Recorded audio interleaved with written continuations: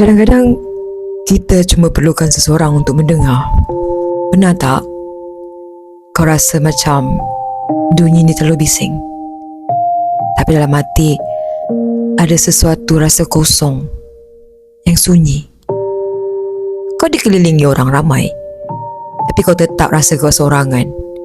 Kau ada ramai kawan di media sosial, apakan lagi sekeliling kau. Tapi bila kau perlukan seseorang untuk mendengar, jadi kau terhenti.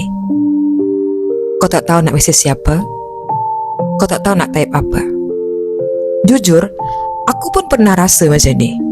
Ada hari yang aku rasa tak kuat, bukan sebabkan ada masalah besar sangat pun, tapi hati rasa berat.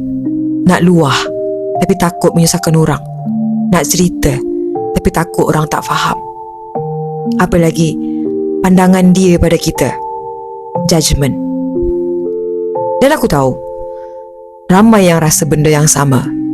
Kadang-kadang kita hanya perlukan seseorang yang boleh duduk sebelah kita, sekadar mendengar tanpa menghakimi dan tanpa cuba membetulkan kita. Sebabkan kita dah tahu cara dia, dah tahu apa yang perlu kita buat dan tak perlu kita buat. Kita cuma perlukan pendengar sahaja. Tapi realitinya dalam dunia sekarang, semua orang sibuk dengan hidup masing-masing. Susah nak jumpa seseorang yang betul-betul sudi mendengar. Jadi kita simpan semuanya sendiri, dan lama-lama ia menjadi beban dalam hati kita. Kalau kau tengah dengar ni dan kau rasa benda yang sama, aku nak kau tahu, kau tak keseorangan. Apa yang kau rasa tu valid. Tak salah untuk kau rasa letih, tak salah untuk kau rasa sedih, tak salah untuk kau perlukan seseorang. Dan kau tak perlu tanggung semuanya seorang diri. Kadang-kadang bila kita simpan semuanya dalam hati, ia semakin berat. Tapi bila kita luahkan, walaupun sedikit, hati kita akan rasa lebih lega. Mungkin kau boleh mula dengan seseorang yang kau percayai. Atau kalau kau rasa tak ada siapa yang boleh dengar, tulislah.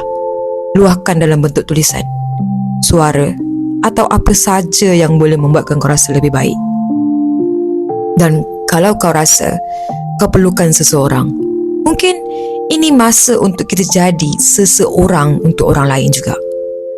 Pernah tak kau terfikir, mungkin ada orang sekeliling kau yang tengah rasa benda yang sama, tapi dia pun takut nak bersuara. Mungkin dengan satu pertanyaan kecil macam, "Hey, kau okey tak?" Kau dah boleh buat perbezaan besar dalam hidup dia.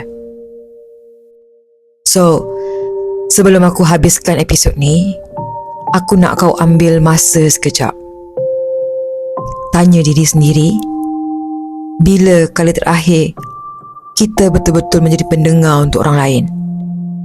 Dan bila kali terakhir kita benarkan diri kita untuk mendengar dan didengar? Hidup ni bukan tentang berjalan seorang diri. Kadang-kadang kita perlukan tangan untuk berpaut, dan kadang-kadang kita yang perlu hulurkan tangan itu. Jaga diri.